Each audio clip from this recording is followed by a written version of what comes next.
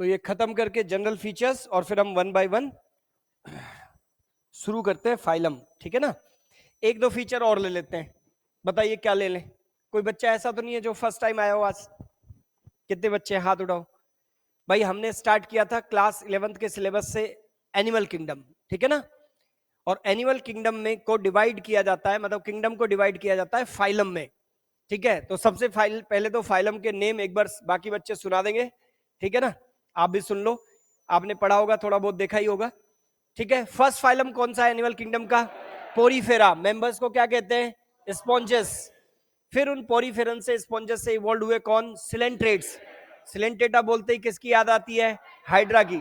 तो hydra, jellyfish, ये animals आते हैं सिलेंट्रेटा में, ठीक है, जिसका यूनिक फीचर होता है स्टिंगिंग सेल्स, निडोसाइट्स।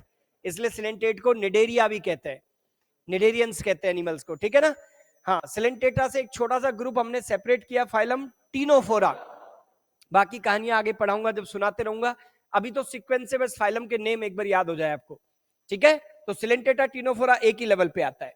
स्टिंगिंग सेल्स थी, उनको रखा सिलेंटेटा में, जिनमें नहीं थी उनको स्टिंगिंग सेल्स एब्सेंट थी, उनको सेपरेट कर दिया, कौन सा फाइलम बना दिया? टीनोफोरा। नेक्स्ट क्या होगा? प्लेटीहेल्मिन्थीज। मेंबर्स को कहते हैं फ्लैटवर्म्स। नेक्स्ट वन एस्कलमेंथीज, एस्करिस वाला ग्रुप। मेंबर्स को क्या कहते हैं?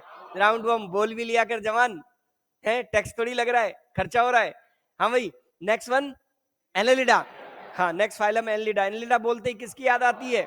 अर्थवर्म की, लीचेस की, नेरीज की, जितनी याद आ जाए उतनी बढ़िया है, अर्थवर्म की तो आती ही होगी। हाँ चलो आगे बढ़ो। नेक्स्ट फाइलम कौन सा है? आर्थ्रोपोडा, जो लार्जेस्ट फाइलम एनिमल किंगडम का। Next one Mollusca. ठीक, आज थर्ड लेक्चर है क्या? है तो कम पढ़ा यार, उस हिसाब से तो हमने।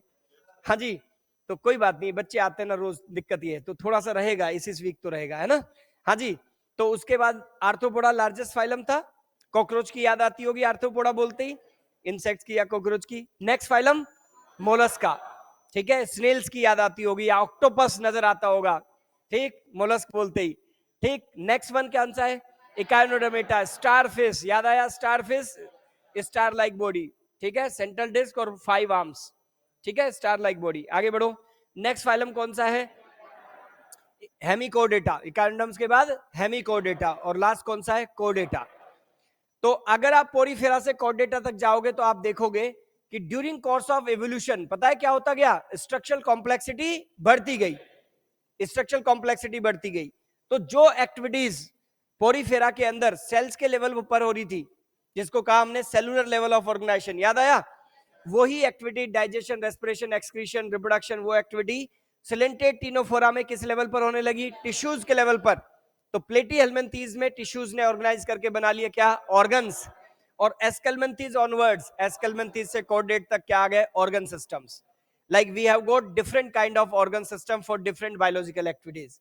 Digestive system for digestion, ठीक है, and absorption of food. इसी तरह से reproductive system for production of gamete, reproductive activity etc. तो अलग अलग एक्टिविटी के लिए अलग अलग टाइप के ऑर्गन सिस्टम है हमारे अंदर। ये स्पॉन्जेस में थोड़ी थे, औकात थी स्पॉन्जेस की ऑर्गन सिस्टम रखेगी? नहीं, वहां डिफरेंट एक्टिविटीज के लिए डिफरेंट टाइप की क्या थी? सेल्स।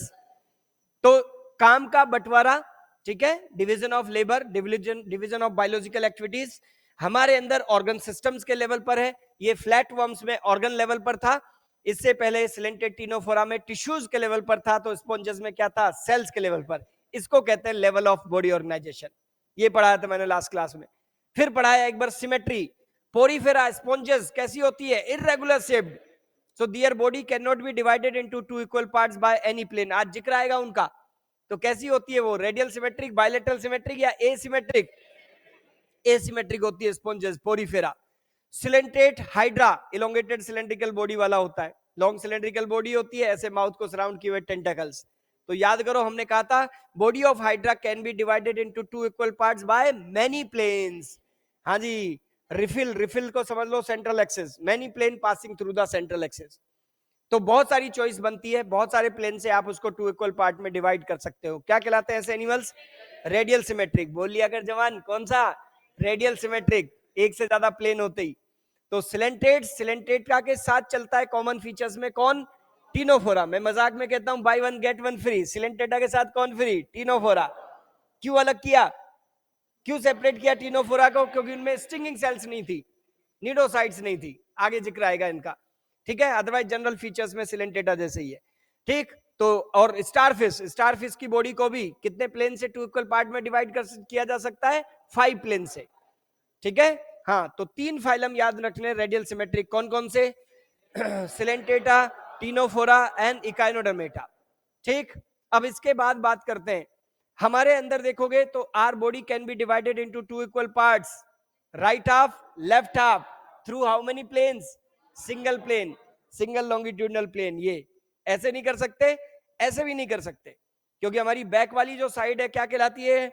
डोर्सल, और फ्रंट वाली क्या है? वेंट्रल, ठीक है। कोई एनिमल जैसे मूव कर रहा होता है, सरफेस फेसिंग सन क्या कहते हैं? डोर्सल, फेसिंग ग्राउंड क्या कहते हैं? वेंट्रल। तो ये दोनों सरफेस सिमिलर है या डिसिमिलर है? डिसिमिलर है, तो ऐसे डिवाइड नहीं कर सकते, सिर्फ एक ही प्लेन बनेगा, एक ही चॉइस बनेगी, यूं। When animal's body can be divided into 2 equal parts through single longitudinal plane, क्या कहते हैं इसको? Bilateral symmetry. डन। प्लेटीहेल्मिन्थेस से लेकर कॉर्डेट तक एनिमल्स बायलेटरल सिमेट्री शो करते हैं, समझ गए? हाँ जी, आगे बढ़ जाए बच्चे। इसके बाद हमने बात की थी जर्म लेयर्स की, याद करो फर्स्ट 3 फाइलम कौन कौन से? पोरीफेरा, सिलेंटेटा, टीनोफोरा, ठीक। हाँ जी, इनके एम्ब्रियोनिक डेवलपमेंट में जब देखोगे, एम्ब्रियोनिक डेवलपमेंट की कुछ स्टेजेस होती है, जैसे स्पर्म और oocyte के फ्यूजन से बनता है जाइगोट। अब जाइगोट में डिवीजन होंगे, पहला डिवीजन हुआ तो 2 सेल्स बनी, फिर सेकंड डिवीजन हुआ कितनी? 4 सेल, तो 2 से 4, 4 से 8, 8 से 16 सेल्स। तो 8 to 16 सेल्स का एक मास बनता है, सॉलिड मास, ठीक है। Mass of cell 8 to 16 cell, क्या बोलते हैं उसको? मोरूला।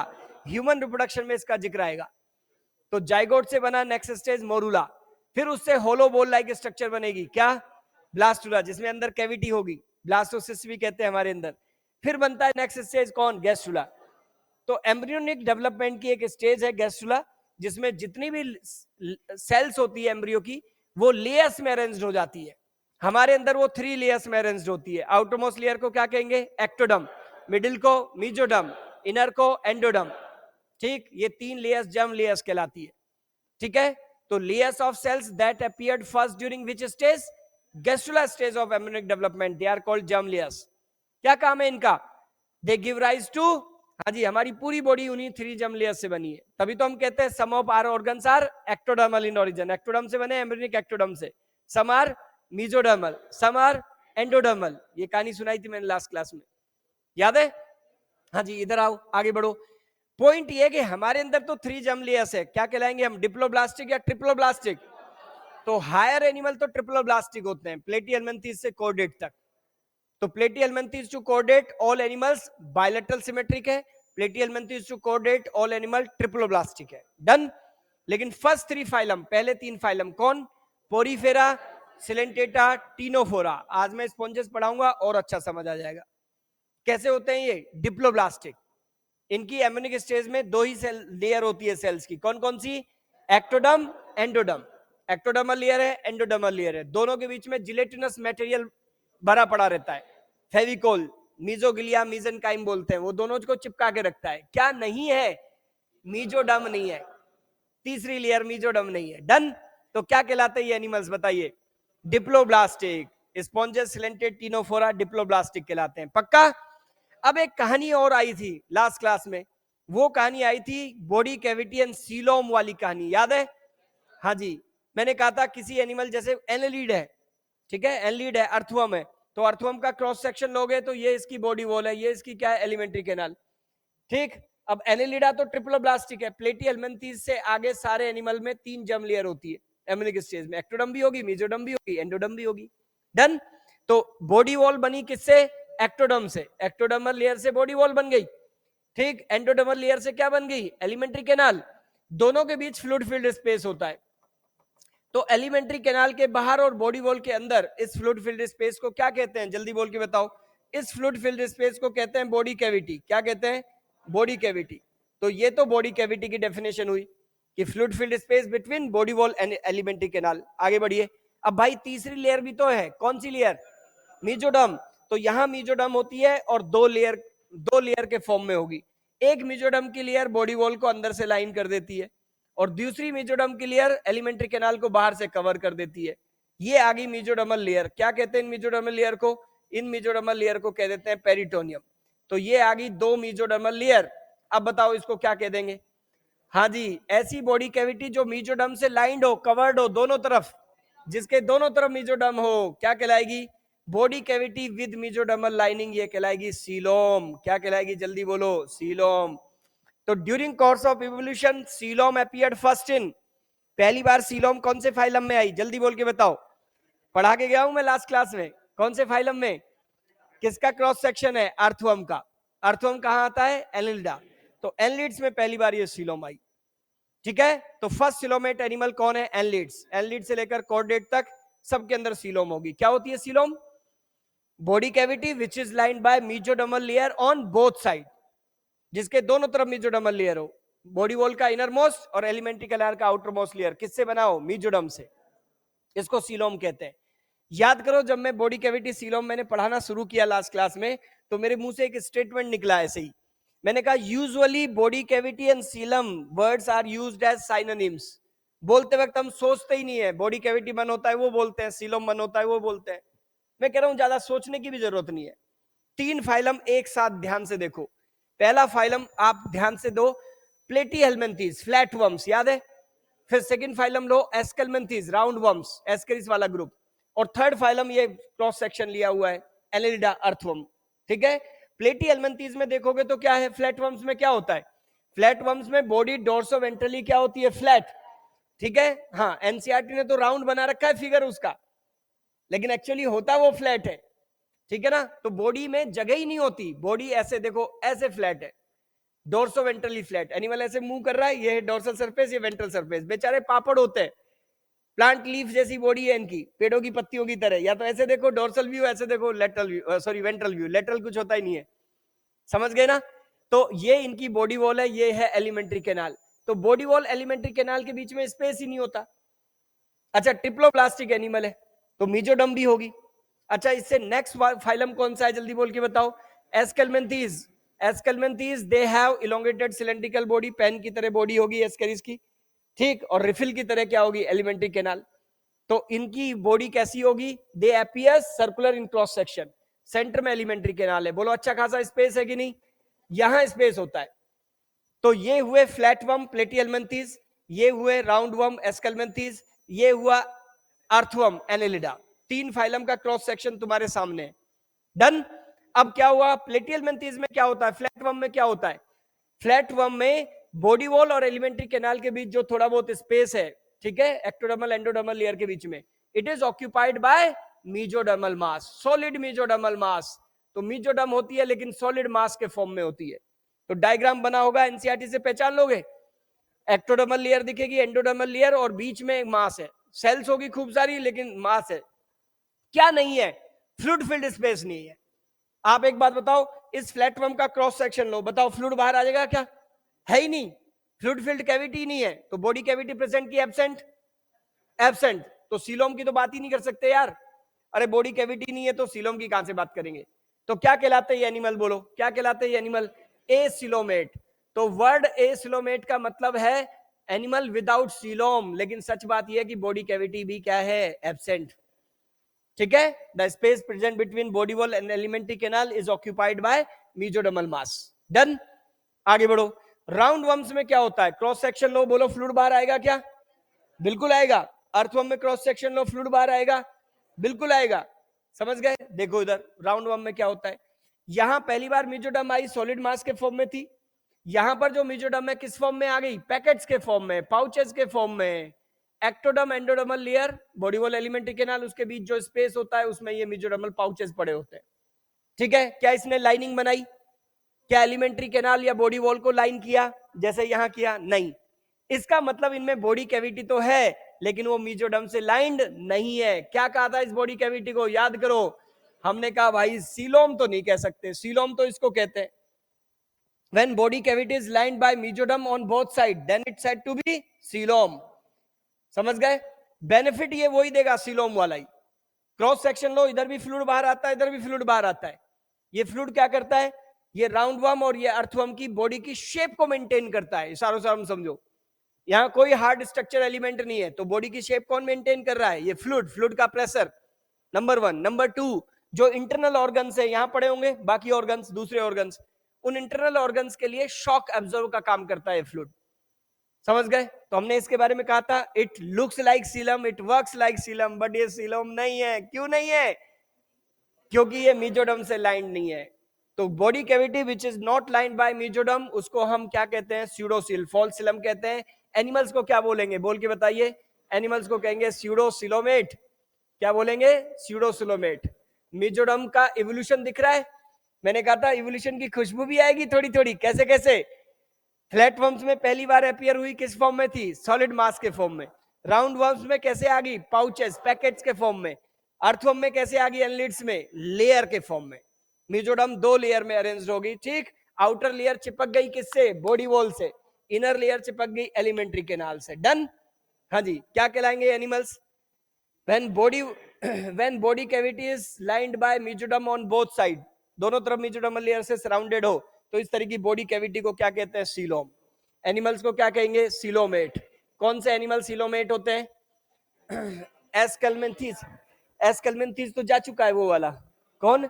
एनालिड्स ऑनवर्ड्स, एनालिड से कोडेट तक। समझ गए? एनालिड से कोडेट तक सारे एनिमल है सीलोमेट। अब मेरी बात वापस रिपीट करता हूं।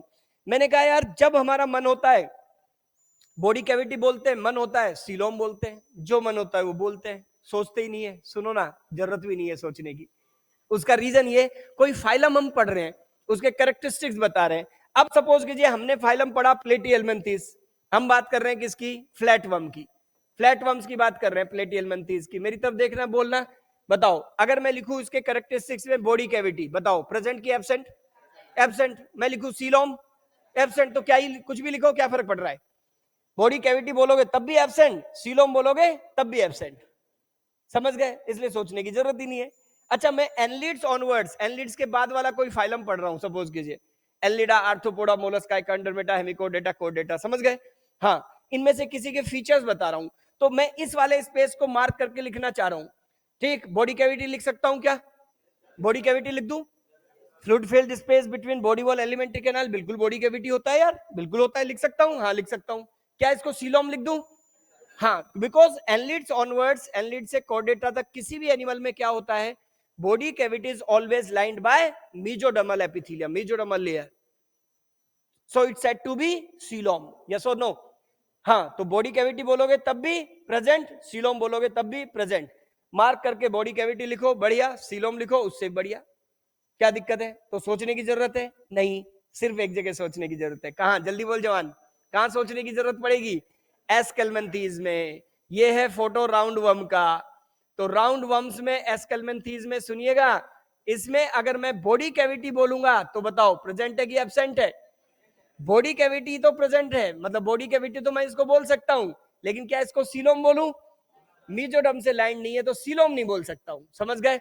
तो सिर्फ एक जगह अंतर पड़ता है, और वो कहां पर? एस्केलमेंथीज, निमेटहेल्मिन्थीज। मेंबर्स को कहते हैं निमेटोड्स या राउंड वर्म्स, ठीक है। They have body cavity which is not lined by mesoderm, ठीक। दैट्स व्हाई इसको क्या कहते हैं? स्यूडोसील, फॉल्स सीलम कहते हैं। डन? वो लड़की ऐसे क्या देख रही है? समझ आई बात? मतलब एस्केलमेंथीज के फीचर्स बढ़ा रहे हैं अपन, ठीक। और कहीं हमने लिखा बॉडी कैविटी, तो क्या लिखना पड़ेगा बॉडी कैविटी के आगे? एब्सेंट या प्रेजेंट? बॉडी कैविटी के आगे तो प्रेजेंट लिख सकते हो, लेकिन सीलोम, सीलोम एब्सेंट बोलना पड़ेगा। सीलोम नहीं कह सकते उसको, तो अलग नाम दे दिया इस तरह की बॉडी कैविटी को, क्या? स्यूडोसील। और ये सिर्फ एस्केलमेंथीज में मिलेगा। डन है? हाँ जी, चलो आगे बढ़ जाओ। एक दो फीचर और उठाते हैं, फिर फाइलम स्टार्ट करेंगे। क्या ले लें? सेगमेंटेशन ले सकते हैं। हाँ बिल्कुल ले सकते हैं। क्या? सेगमेंटेशन। कभी सुना मेटामेरिक सेगमेंटेशन? हाँ, कौन कौन से फाइलम में बॉडी सेगमेंटेड होती है? Division of body into segments. हाँ जी, सबसे पहले जिक्र आया था एनेलिडा में। एनेलिडा में अर्थवर्म याद आ रहा होगा, उसमें बॉडी सेगमेंटेड होती है। समझ गए? कॉकरोच में आपने पढ़ा होगा, कॉकरोच की बॉडी में 3 पार्ट होते हैं, हेड, थोरैक्स, एब्डोमेन। थोरैक्स में सुना होगा 3 सेगमेंट होते हैं, एब्डोमेन में सुना होगा 10 सेगमेंट्स होते हैं। समझ गए? तो कॉकरोच याद आ गया, मतलब पढ़ोगे भी, सही ऑब्वियस सी बात है, पढ़ोगे भी, कॉकरोच सिलेबस में है। तो कॉकरोच याद आते ही आपको याद आ जाएगा कौन? आर्थ्रोपोडा। तो एनलिडा, आर्थ्रोपोडा, एक फाइलम और है जिसमें सेगमेंटेशन होता है, कौन? कोर्डेटा। तो 3 फाइलम है जिसमें मेटामेरिक सेगमेंटेशन होता है। अब इसमें सबसे आइडियल बात अगर करनी हो तो वो एनलीड है, अर्थवर्म है। शुरू करें? हाँ जी, आ जाओ बात करते हैं। चेंज कर दूं, ये सब हटा दूं? चलिए, तो ये थोड़ा सा हल्का सा मैंने रिवाइज कर दिया। जो बच्चे आज पहली बार आए, पिछले अगर 2 लेक्चर देख लेंगे तो उनको बिल्कुल सब क्लियर हो जाएगा। ठीक है, कोई दिक्कत नहीं है, कम कम पढ़ा रहा हूं आजकल। नेक्स्ट, हाँ जी, ए बी सी डी कितने? 4 फीचर हो गए। हाँ जी, तो नेक्स्ट फीचर बताइए क्या होगा? सेगमेंटेशन। एनसीईआरटी ने किसका जिक्र किया है? सेगमेंटेशन 2 तरह का होता है, स्यूडो मेटामेरिक, मेटामेरिक। एनसीईआरटी ने सिर्फ क्या बताया है? Metameric segmentation. चलो मैं दोनों बताता हूं, सुनिए। सेगमेंटेशन इसमें दोनों तरह का सुनाता हूं मैं आपको। एक है स्यूडो मेटामेरिक। स्यूडो मतलब फिर आ गया वर्ड, स्यूडो मतलब क्या होता है? फॉल्स। ठीक है, मेटामेरिक इसका मतलब है फॉल्स। स्यूडो मेटामेरिक और फॉल्स सेगमेंटेशन। चलिए आगे बढ़िए। और सेकंड जो हमें पढ़ना है वो क्या है? मेटामेरिक सेगमेंटेशन, मतलब ट्रू सेगमेंटेशन। ये पढ़ना है, एनसीईआरटी ने एक्चुअली यही दिया हुआ है। डन बच्चे, शुरू करें। तो division of body into segments is called segmentation. ठीक, अब इसमें एक एग्जांपल सेट करते हैं, फिर बात करेंगे आगे। आइए, जैसे अर्थवर्म की बात करें, भाई इलोंगेटेड सिलेंड्रिकल बॉडी होगी, आपके पेन की तरह समझ लो। राउंड वर्म भी ऐसे ही होते हैं, एस्केरिस ग्रुप, और अर्थवर्म भी ऐसा ही होता है। तो लॉन्ग सिलेंड्रिकल बॉडी होगी, डन। सेंटर में क्या होगा? रिफिल को समझ लो क्या? Alimentary canal. तो मैं एक क्रॉस सेक्शन ले रहा हूं, ऐसे वर्टिकल सेक्शन ले रहा हूं। सुनो, ये अर्थवर्म बनाया, ये मैंने बनाई उसकी एलिमेंट्री कैनाल। एक सेकंड, ये बना दिया मैंने एलिमेंट्री कैनाल, दिख गई सबको? अब मैं बनाऊंगा बॉडी वॉल, बना दूं ऐसे बॉडी वॉल। ये मैंने बना दी बॉडी वॉल, चलो देखो एक बार। तो ये एलिमेंट्री कैनाल है और ये है बॉडी वॉल, दिख गई सबको? आगे बढ़ूं। Space present between alimentary canal and body wall क्या कहलाता है? जल्दी बोलो। बॉडी कैविटी तो बोलेंगे ही। और अगर ये फोटो एनलिडा का है, अर्थवर्म का है, तो ऑब्वियस सी बात है, इसको क्या कहेंगे? सीलोम भी बोलेंगे। ठीक है, याद करो मैंने लास्ट क्लास में बोला था कि यार ऐसा ही लॉन्ग सिलेंड्रिकल बॉडी तो राउंड वर्म की होती है। ठीक है, ऐसी अर्थवर्म की भी होती है, एस्केरिस की बॉडी ऐसी है, अर्थवर्म की भी ऐसी है। तो भाई दोनों को एक जगह क्यों नहीं रख दिया? अलग अलग फाइलम में क्यों रखा है? हाँ जी, बड़ा डिफरेंस क्या था बताओ? राउंड वर्म्स में, एस्केरिस में बॉडी अनसेगमेंटेड है, सेगमेंट में डिवाइडेड नहीं है। तो उनकी जो कैविटी होगी ना, बॉडी कैविटी, क्या कहा राउंड वर्म में? स्यूडोसीलम। क्या बोला था? स्यूडोसील।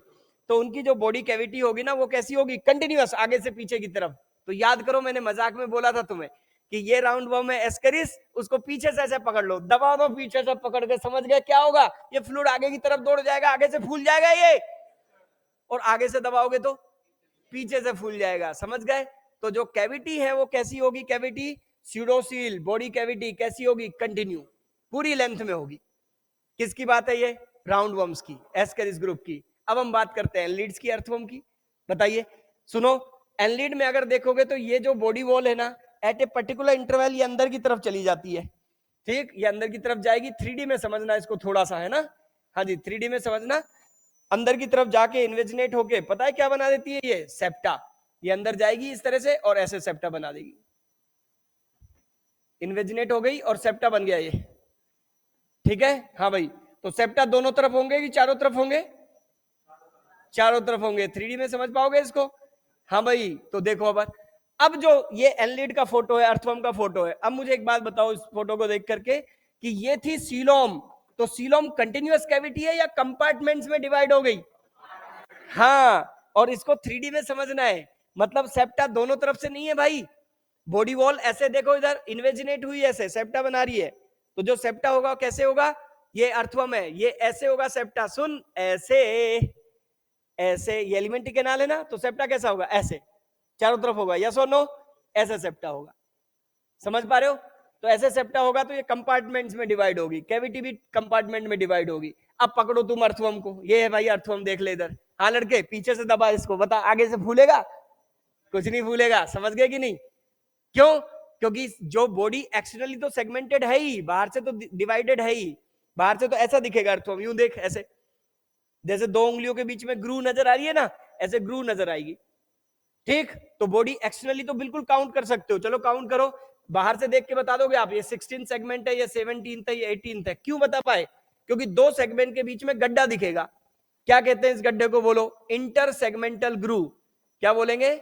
Inter segmental, in between two segment groove. ठीक है, किसको रिप्रेजेंट कर रही है इंटर सेगमेंटल ग्रू? जल्दी बोल के बताओ। ये एक्सटर्नल सेगमेंटेशन को बताती है, एक्सटर्नल सेगमेंटेशन को बताती है, दो सेगमेंट के बीच का ग्रू। डन। तो बाहर से ऐसे ये ग्रू नजर आएंगी। ठीक, तो आप काउंट करते जाओ आराम से, 1 2 3 4 5, मतलब सेगमेंट को काउंट कर सकते हो, कर लोगे। क्यों बनी है ग्रू? क्योंकि इस लेवल पर जो बॉडी वॉल है वो क्या हो गई? इन्वेजिनेट, अंदर की तरफ चली गई बॉडी वॉल, अंदर की तरफ सेप्टा तक, कहां तक चली गई? एलिमेंट्री केनाल तक। समझ गए? तो जहां बाहर ग्रू है वहीं उसी लेवल पर अंदर की तरफ क्या मिलेगा? सेप्टा। ये इंटर सेगमेंटल सेप्टा है। बताओ सेप्टा किसको शो करेगा? एक्सटर्नल सेगमेंटेशन की इंटरनल सेगमेंटेशन? जल्दी बोलिए। ये सेप्टा जो सीलोम है, कैविटी है, उसको कंपार्टमेंट में डिवाइड कर रहा है, मतलब ये शो करेगा इंटरनल सेगमेंटेशन, इंटरनल सेगमेंटेशन को रिप्रेजेंट करेगा। ठीक है, so what is metameric segmentation? बताइए। When body is divided into segments externally as well as internally, चाहे आप बाहर से काउंट कर लो चाहे आप अंदर से काउंट कर लो, ये है ट्रू परफेक्ट सेगमेंटेशन है, आइडियल है एकदम।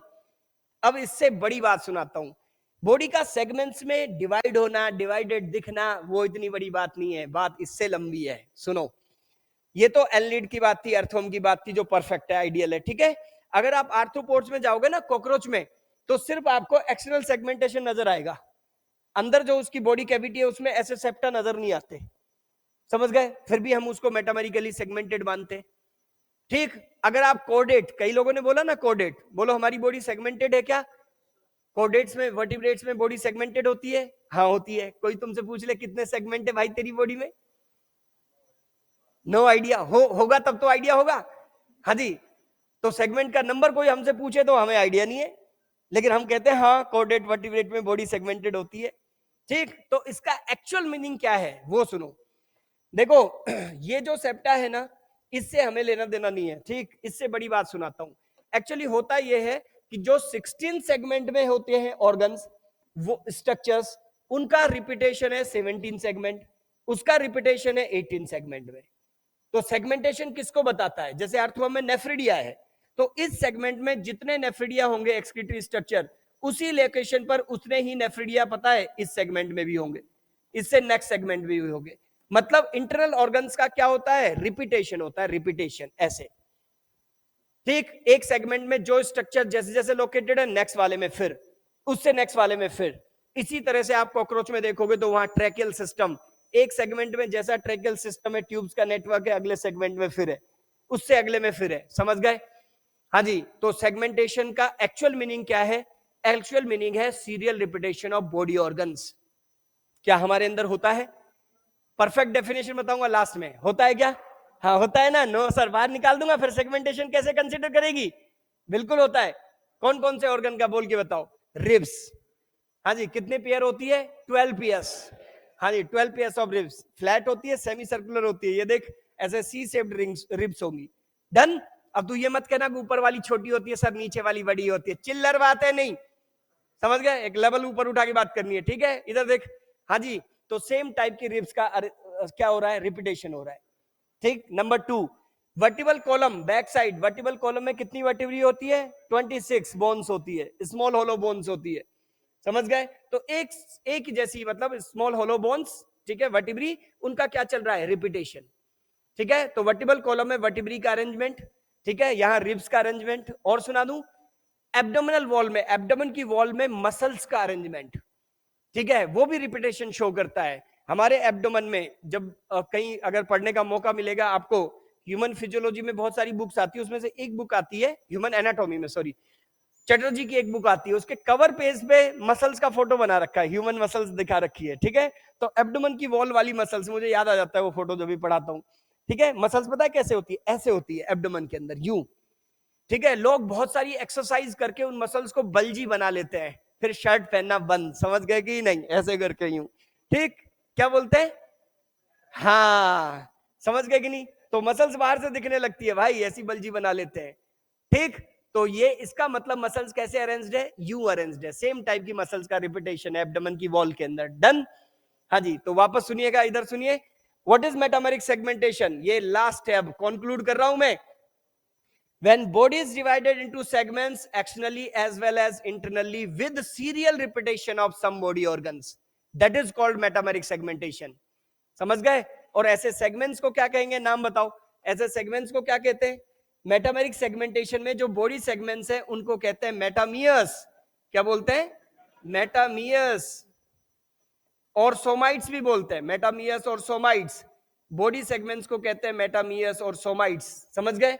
And this phenomena is called, body का मेटामेरिकली सेगमेंटेड होना, दिस फिनोमेना इज कॉल्ड, ठीक है, दिस फिनोमेनन इज कॉल्ड, जल्दी बोल के बताओ, इज कॉल्ड, हाँ बोला नहीं आपने, मेटामेरिज्म। सही बता रहे हो क्या?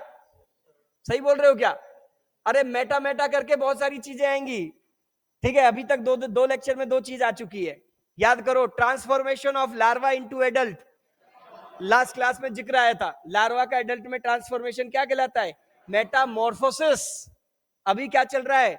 मेटामेरिज्म। कई बच्चे धोखा खा जाते हैं इसमें। क्वेश्चन आता है मैट्रिक्स मैच में, मैच द फॉलोइंग में, ठीक है, कि which of the following is A correct match for animal and the phenomena shown by the animal. समझ गए? हाँ, अर्थोम लिखा है, मेटामेरिज्म लिखा है साथ में, चक्कर दिमाग खा जाता है भाई मेटामेरिज्म, ठीक है। कहता है घर आके, कहता है कि बात क्वेश्चन करने के बाद कि अर्थों में तो लार्वा होता ही नहीं है। अबे ये मेटामेरिज्म है, मेटामॉर्फोसिस नहीं है। बात पल्ले पड़ी? हाँ जी, हाँ जी। तो मेटा मेटा करके अभी देखो सुनाता हूँ। मेटामॉर्फोसिस पढ़ चुके हो। मेटामेरिज्म ये है बॉडी का मेटामेरिकली सेगमेंटेड होना। कितने फाइलम में मिलने वाला है? Annelida, arthropoda, Chordata. डन। हाँ जी। एक सिलेंट्रेटा में वर्ड आएगा, पॉलिप और मेडुसा फॉर्म का alternation, alternation of polyp and Medusa, क्या कहेंगे उसको? मेटाजेनेसिस। क्या कहेंगे? मेटाजेनेसिस। फिर एक एम्फीबियन में, रेप्टाइल में एक वर्ड आएगा, ठीक है। क्लास रेप्टिलिया में एक लिजर्ड का फोटो दिया हुआ है, ट्री पर, पेड़ पर बैठी हुई लिजर्ड, कौन? कैमेलियन। वो अपना स्किन कलर चेंज कर लेती है, तो ability to change colour of skin, that is called metachrosis. क्या बोलते हैं? मेटाक्रोसिस। और एक ह्यूमन हेल्थ एंड डिजीज में जिक्र आता है, जो कैंसरस सेल्स होती है, ट्यूमर सेल्स, वो बॉडी में स्प्रेड हो जाती है। समझ गए? तो migration of cancerous cells from one tumour to other tumour और one place to other place, that is called, हाँ मेटाजेनेसिस। बाहर निकाल दूंगा मेटाजेनेसिस, अभी सिलेंट्रेट वाले को बताया, पॉलिप मेडुसा का ऑल्टरनेशन, स्किन कलर चेंज करना मेटाक्रोसिस बताया है, ठीक। ट्यूमर सेल्स का स्प्रेड होना क्या है? मेटास्टेसिस। क्या है? मेटास्टेसिस। समझ गए? तो धीरे धीरे पढ़ोगे, सब पढ़ोगे। चलो आगे बढ़ते हैं। हाँ बच्चे, तो क्या सुनाया मैंने अभी तक, बताइए। सेगमेंटेशन की बात की, मेटामेरिक सेगमेंटेशन की बात की। अब एक दूसरा थोड़ी एक नजर डाल लो, स्यूडो मेटामेरिक सेगमेंटेशन क्या होता है? फॉल्स सेगमेंटेशन, मतलब सेगमेंटेशन के नाम पर क्या है? धोखा। किस में मिलेगा? किस में मिलेगा? टेपवर्म में। मैंने सुनाया था, याद करो। फाइलम प्लेटीहेल्मिन्थीज के मेंबर्स क्या होते हैं? They have dorsoventrally flattened body, flat body होती है, बेचारे पापड़ होते हैं। मैंने कहा दो तरह के पापड़ होते हैं। कैसे कैसे? फ्लैटवर्म दो तरह के सुनाए थे मैंने। कुछ तो होते हैं प्लांट लीफ लाइक, पेड़ की पत्तियों की तरह छोटे छोटे होंगे, ठीक। ये डोर्सल व्यू, ये वेंट्रल व्यू है, लेटरल साइड कुछ होती नहीं है। प्लांट लीफ, पेड़ की पत्तियां देखी तूने? तो उनको फ्लूक वर्म्स कहते हैं। लीवर में रिजाइड करे तो लीवर फ्लूक, लंग्स में मिले तो लंग फ्लूक, ब्लड में मिले तो ब्लड फ्लूक। तो एक तो हो गए फ्लूक वर्म्स, ठीक है, प्लांट लीफ लाइक, छोटे पापड़ है लड़की, ठीक है ना। और एक लंबे वाले पापड़ बताए थे मैंने, फ्लैट बॉडी होगी रिबन जैसी, लेकिन साथ में बॉडी कैसी होती है? सेगमेंटेड।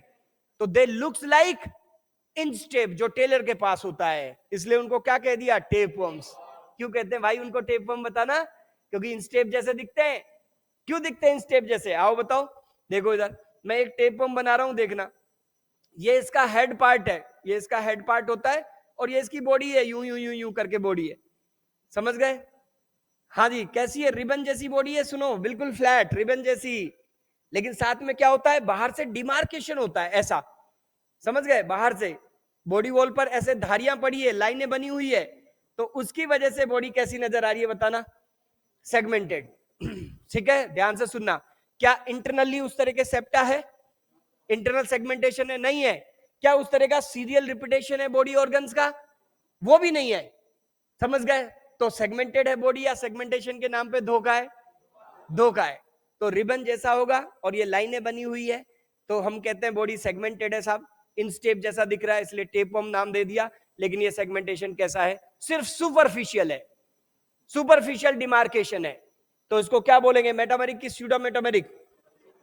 ओनली एक्सटर्नल सेगमेंटेशन या सुपरफिशियल डिमार्केशन है, ठीक है। So when body is divided into segments, body divided into segments, जल्दी बोल के बताइए, बॉडी डिवाइडेड इनटू सेगमेंट्स कैसे कैसे कैसे? Superficially only.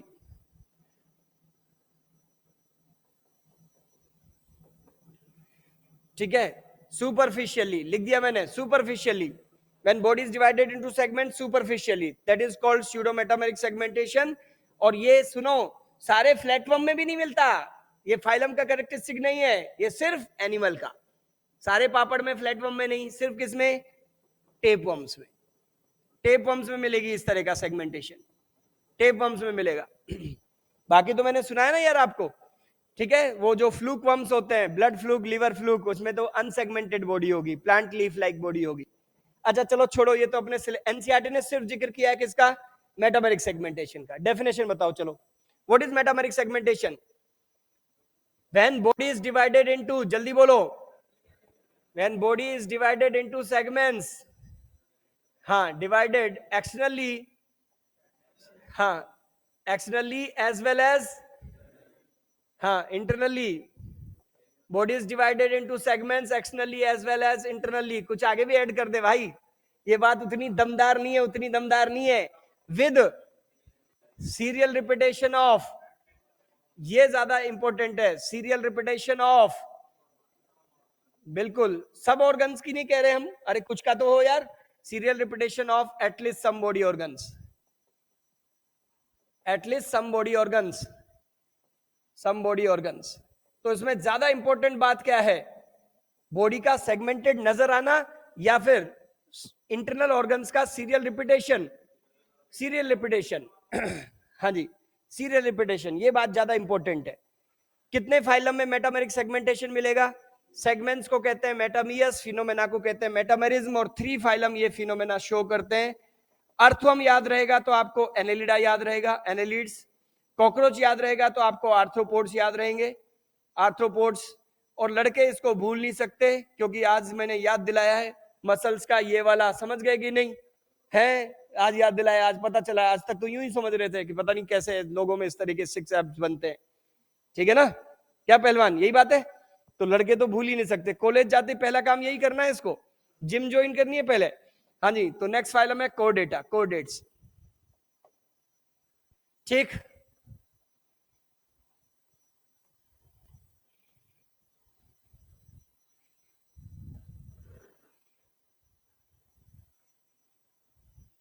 इन 3 फाइलम को छोड़ के बाकी जितने फाइलम है उन सब में एनिमल्स की बॉडी कैसी होगी? अनसेगमेंटेड।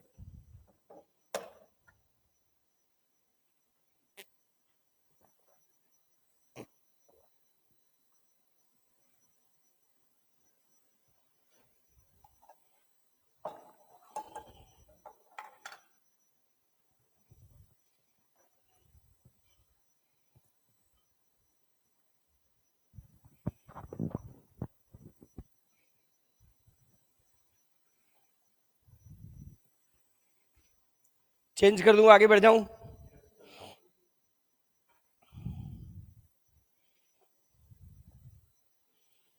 क्या छापे जा रहा है, इतना तो मैंने भी नहीं लिखा है।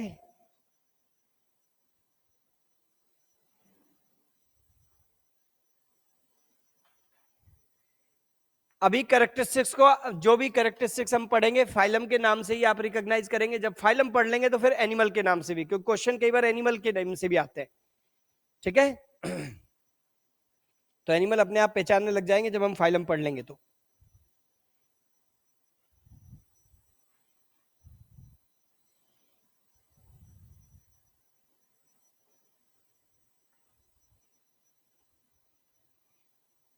Done done done. हाँ भाई जवानों, एक बात सुनो अब। नेक्स्ट फीचर हम ले रहे हैं सर्कुलेटरी सिस्टम, ठीक है। बीच बीच में जिक्र आएगा तो बताना नहीं पड़े, इसलिए हम एक बार ही पहले जिक्र कर लेते हैं, ठीक। आपने सुना open and close type of circulation? सुना? दोनों के डिफरेंस की बात तो मैं बाद में करूंगा, पहले मुझे थोड़ा सा आइडिया बताओ। During course of evolution, phylum का सीक्वेंस बताइए। During course of evolution circulatory system appeared first in, पहली बार सर्कुलेशन कौन से फाइलम में नजर आता है? Porifera, Coelenterata, Ctenophora, Platyhelminthes, Aschelminthes, Arthropoda, Mollusca, Echinodermata, Hemichordata, Chordata, कुछ तो बोल दे भाई, जल्दी बोलो। कौन से फाइलम में? आर्थोम वाला ग्रुप कौन सा है? एनेलिडा। कोई कुछ भी पूछे, सुनो मेरी बात, और पता है आर्थोम में कैसा सर्कुलेशन होता है? ओपन की क्लोज टाइप? ओपन की क्लोज टाइप? हाँ चुप रहे, क्लोज्ड होता है। ब्लड का कलर कैसा होता है? हमारी तरह रेड कलर का ब्लड होता है। किसकी प्रेजेंस की वजह से? हीमोग्लोबिन की वजह से। समझ गए? हीमोग्लोबिन। चुप, गड़बड़ नहीं बोलना है, बात का अनर्थ हो जाएगा भाई। हीमोसील अलग चीज है, हीमोग्लोबिन रेड कलर का पिगमेंट, जिसकी वजह से तेरा ब्लड रेड कलर का है। सुन, तेरा वाला हीमोग्लोबिन अर्थवम में मिलता है, ठीक? आरबीसी नहीं होती उसमें, सेल्स के अंदर नहीं होता, प्लाज्मा में पड़ा रहता है, ठीक? तो कोई कुछ भी पूछे, मेरी तरफ देखो। During course of evolution circulatory system, close circulation, red colour of blood, pumping heart, true blood vessel, ये सारे feature they all appeared first in annelids. Annelida से पहले हटा सावन की घटा। समझ गए? हाँ जी। Porifera, Coelenterata, Ctenophora, Platyhelminthes, Aschelminthes, क्या circulatory system absent. Heart, blood vessel, blood कुछ नहीं, कुछ नहीं, एब्सेंट, खत्म। एनालिडा से कहानी शुरू होगी, ठीक? अब एनालिडा से onwards, annelid onward circulatory system होता है, उसमें दो टाइप के पढ़ेंगे हम, ओपन एंड क्लोज। एनालिड का तो मैंने बोल ही दिया, आर्थो में तो क्लोज्ड होता है, लेकिन मोलस्का, आर्थ्रोपोडा, एकांड्रोमेटा, हेमिकोडेटा, इन सब में क्या होता है? ओपन। ठीक है, अब मुझे ये बताओ ओपन और क्लोज सर्कुलेशन में डिफरेंस क्या है? ठीक है, क्लोज्ड आप समझते हो, हमारे अंदर क्लोज सर्कुलेशन है। ओपन ब्लड सर्कुलेशन में क्या नहीं होता? विच स्ट्रक्चर, मैं क्वेश्चन दूंगा ना यार, which structure is absent in open circulation? Heart present है, एब्सेंट है ओपन सर्कुलेशन में? जल्दी बोलो। Blood vessels, blood vessels absent है, हाँ बाहर निकाल दूंगा, यस सर, लड़की बाहर निकाल दूंगा अभी, ठीक है? Blood vessels. आर्टरीज एब्सेंट है क्या? प्रेजेंट होती है। वेन्स एब्सेंट है क्या? प्रेजेंट होती है। फिर एब्सेंट क्या है? कैपिलरीज। हाँ, कहां मिलती है कैपिलरीज? टिश्यूज के अंदर, ऑर्गन्स के अंदर मिलती है कैपिलरीज। आपने सुना होगा blood capillaries thin walled blood vessels है, थिनेस्ट वॉल होती है उनकी। समझ गए? हाँ जी। चलो कोई बात नहीं, आ जाओ बोर्ड पे आ जाओ, चेंज कर दूं मैं ये। तो ओपन और क्लोज सर्कुलेशन में डिफरेंस मैं सुनाऊंगा आपको। आइए, हमने शुरू किया नेक्स्ट फीचर आपका, जो भी चल रहा हो नंबरिंग, अब मैं भूल गया। Circulatory system. चलो, ये दो टाइप का सर्कुलेटरी सिस्टम मैं पढ़ाने वाला हूं, बताने वाला हूं। ओपन समझने के लिए पहले क्लोज्ड समझना जरूरी है। क्लोज टाइप, फिर बताऊंगा open type.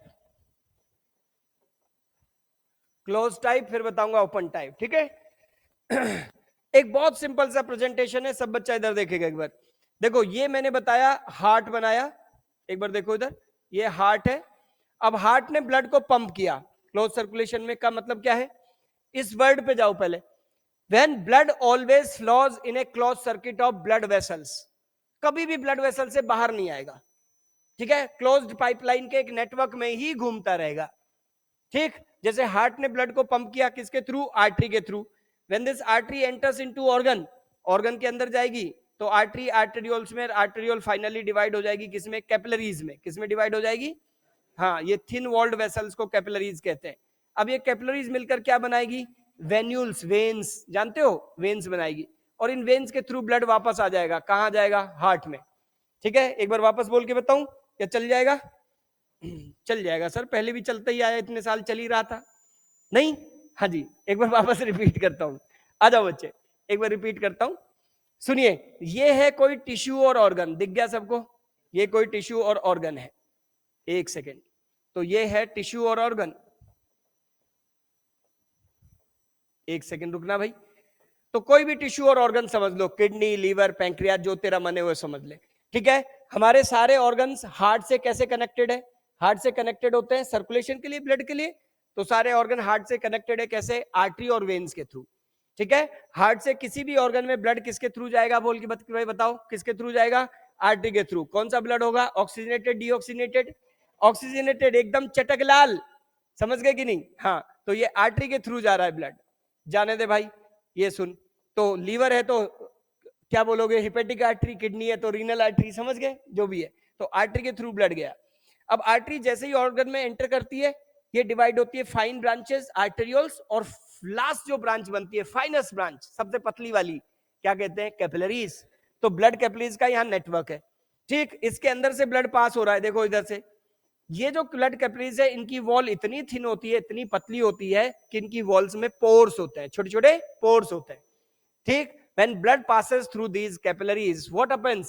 Some amount of blood plasma get filtered out, क्योंकि अंदर प्रेशर है ज्यादा, ठीक। प्लाज्मा बोला है, ब्लड नहीं बोला है। आरबीसी, डब्ल्यूबीसी, प्लेटलेट, सेल्स बाहर नहीं आएगी, सिर्फ क्या? प्लाज्मा। तो प्लाज्मा पार्ट बाहर आ जाएगा, इसमें से थोड़ा प्लाज्मा पार्ट फिल्टर्ड आउट होगा, बाहर आएगा, आने दे भाई, कोई बात नहीं। जो प्लाज्मा पार्ट ये बाहर आएगा ना, निकलेगा, ठीक। पता है क्या करेगा? वो सेल्स के कांटेक्ट में आ जाएगा। सेल्स कहाँ है? लो सेल्स बना देते हैं, एक सेकंड रुको, सेल्स बना देते हैं भाई। कोई और कलर ले ले, ये कलर ले लेते हैं। ये सेल्स बना दी मैंने। ये टिश्यू था, ये टिश्यू सेल्स है, दिख रही है सबको? ये सेल्स है। किसी भी टिश्यू और ऑर्गन में क्या होगी? बहुत सारी सेल्स होंगी। सेल्स के बीच में जो स्पेस होता है, इस स्पेस में कलरलेस फ्लूइड रहेगा। क्या कहते हैं इस फ्लूइड को? बोल के बताओ। सेल्स किसके कांटेक्ट में रहेगी? किसके कांटेक्ट में रहेगी? ब्लड के कांटेक्ट में? कभी नहीं। Blood never comes in direct contact with cells, cells के कांटेक्ट में कभी नहीं आएगा, क्योंकि कैपिलरी से बाहर ही नहीं आएगा ब्लड, ठीक है। तो बाहर जो फ्लूइड होता है टिश्यूज के लेवल पर, इन बिटवीन सेल्स जो फ्लूइड होता है, कलरलेस फ्लूइड होता है, क्या कहते हैं इसको? Tissue fluid. Tissue fluid. तो एक बार देखिएगा, टिश्यू फ्लूइड, ये कलरलेस फ्लूइड होगा, टिश्यू फ्लूइड, ठीक है। एक सेकंड, कलरलेस फ्लूइड होगा, टिश्यू फ्लूइड। हाँ भाई, एक सेकंड रुको। मतलब दो फ्लूइड आपको यहां नजर आने चाहिए, बिल्कुल। एक है सर्कुलेटिंग फ्लूइड, ब्लड, जो कहां से जा रहा है, बोल के बताओ, कहां से जा रहा है? जो ब्लड वेसल्स के क्लोज नेटवर्क में जा रहा है। आर्टरी से आया, कैपिलरीज में जा रहा है, कैपिलरी ने मिलकर क्या बना दिया? वेन्स, और वेन से रिटर्न होकर वापस पहुंच गया किसमें? हार्ट में। तो वो तो सर्कुलेटिंग फ्लूइड है। कौन है वो? जल्दी बोलो। ब्लड। और टिश्यूज के लेवल पर जो भरा हुआ है इन बिटवीन सेल्स, वो है tissue fluid, non circulating fluid है, ठीक। अब जो ब्लड प्लाज्मा यहां फिल्टर्ड आउट हुआ, उसमें क्या ज्यादा होगा? जो ब्लड प्लाज्मा फिल्टर्ड आउट होगा, ब्लड से निकल के आएगा, उसमें ऑक्सीजन ज्यादा होगी, ग्लूकोज ज्यादा होगी, ठीक है, पक्का? जब ये बाहर निकलेगा तो अंदर कैपिलरीज में ब्लड का प्रेशर थोड़ा सा कम हो जाएगा, और बाहर जो फ्लूइड है, टिश्यू फ्लूइड, उसका प्रेशर बढ़ जाएगा। तो हम कैपिलरी में दो एंड बोलते हैं, इस वाले एंड को कहते हैं आर्टेरियल एंड, और उस वाले एंड को कहते हैं वीनस एंड। तो जब दूसरा वाला एंड है, वीनस एंड है, वहां पर थोड़ा बहुत ये जो टिश्यू फ्लूइड है वो क्या हो जाएगा? जल्दी बोलो। ये एब्जॉर्ब हो जाएगा, समझ गए? तो कुछ फिल्टर हुआ, कुछ एब्जॉर्ब हो गया। जो एब्जॉर्ब होगा उसमें क्या ज्यादा होगा? CO2 एंड वेस्ट प्रोडक्ट, ऐसे समझ लीजिए, CO2 एंड वेस्ट प्रोडक्ट। जो टिश्यू फ्लूइड बना, प्लाज्मा बाहर आया, उसमें O2 ग्लूकोज न्यूट्रिएंट मतलब ज्यादा थे, जो एब्जॉर्ब हुआ उसमें CO2 वेस्ट प्रोडक्ट ज्यादा है। तो ब्लड कैसा बना? बताइए, कैसा रहा? ऑक्सीजनेटेड ही रहा या डीऑक्सीजनेटेड? डीऑक्सीजनेटेड हो गया। गया था प्योर ब्लड ऑक्सीजनेटेड, लौट के आया कैसा? डीऑक्सीजनेटेड, ठीक। मोटा मोटी क्या बात समझ आई अभी तक? बताओ। In closed circulation, blood always flows in a closed circuit of blood vessels of different diameters, like arteries, arterioles, capillaries, venules, veins. जितने नाम याद रख सकते हो उतने रख लेना, ठीक है। ये कौन है भाई? जवान बोल के बता। ये है वेन, ये है आर्टरी।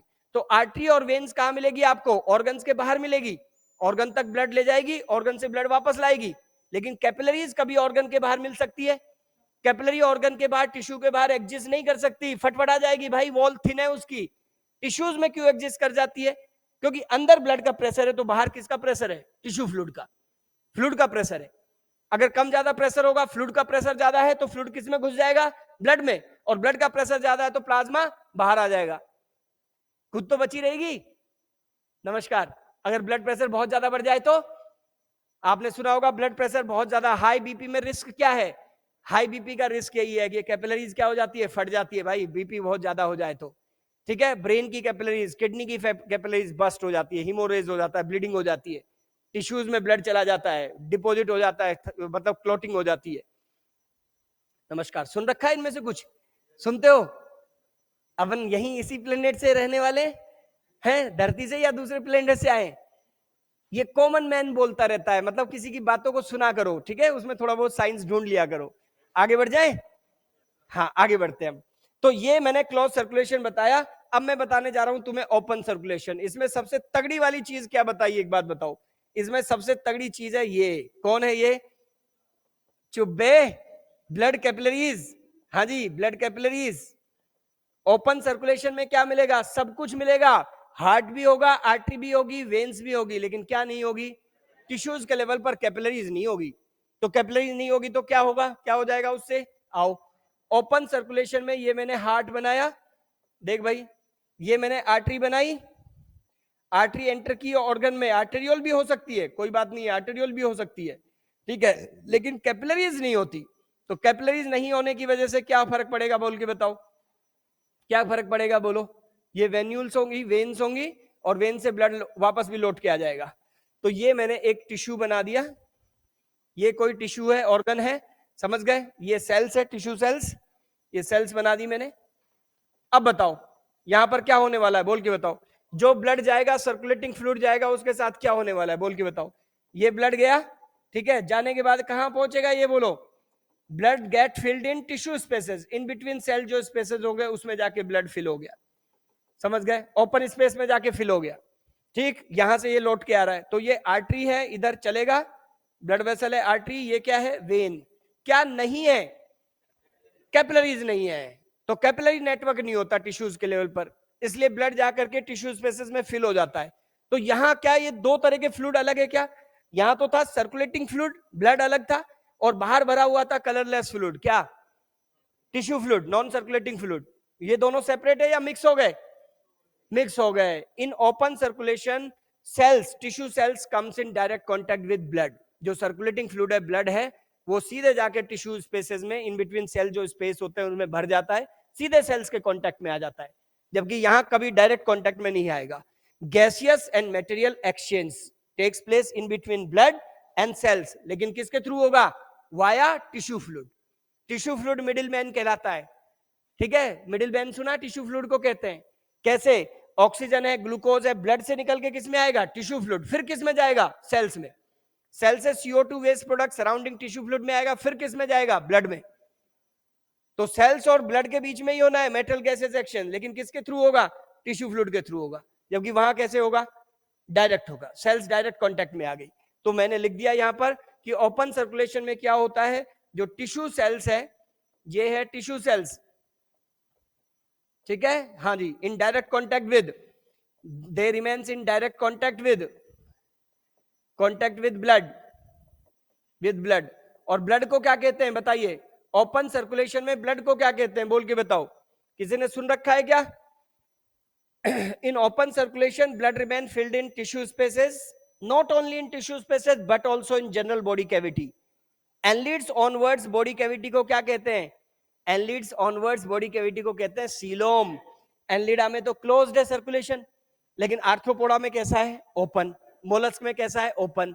उनकी बॉडी कैविटी को, उनकी सीलोम को क्या कहते हैं? उनकी सीलोम में, बॉडी वॉल एलिमेंट्री कैनाल के बीच का जो स्पेस है ना, उसमें जाके ब्लड भर जाता है लड़की, तो क्या कहते हैं ब्लड फिल्ड सीलोम को? हीमोसील। ये वर्ड सुना? हाँ जी, आर्थ्रोपोड मोलस्क में क्या होती है? हीमोसील, ठीक है ना। और ब्लड को क्या कहते हैं? हीमोलिम्फ। क्या कहते हैं? हीमोलिम्फ। थोड़ा सा सुना करो यार, कान खोला करो, दुनिया में इतनी सारी चीजें हल्ला करते रहते हैं लोग दिन भर।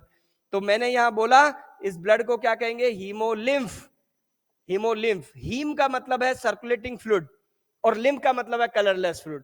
यहां दोनों फ्लूइड अलग थे, सर्कुलेट करने वाला फ्लूइड क्लोज ब्लड वेसल में फ्लो कर रहा था, और बाहर कलरलेस फ्लूइड था, टिश्यू फ्लूइड, लेकिन यहां दोनों मिक्स हो गए, तो इस मिक्स फ्लूइड को हीमोलिम्फ कहते हैं। मतलब ये ब्लड ही है, ठीक है, ये ब्लड ही है। ओपन सर्कुलेशन रखने वाले एनिमल्स के ब्लड को ही क्या कहते हैं? हीमोलिम्फ। वो मिक्स फ्लूइड है, कॉमन फ्लूइड है।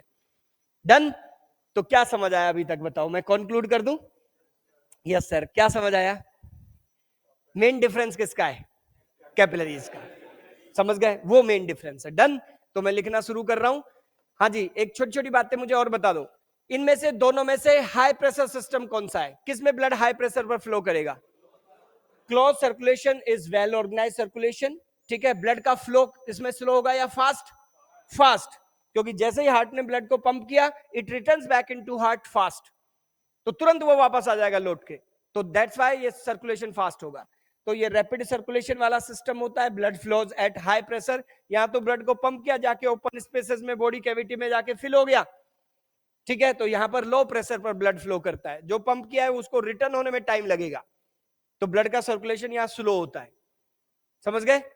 चलो, तो क्लोज सर्कुलेशन में कुछ अगर बोलना हो किसी को तो बताएंगे क्या होता है भाई? When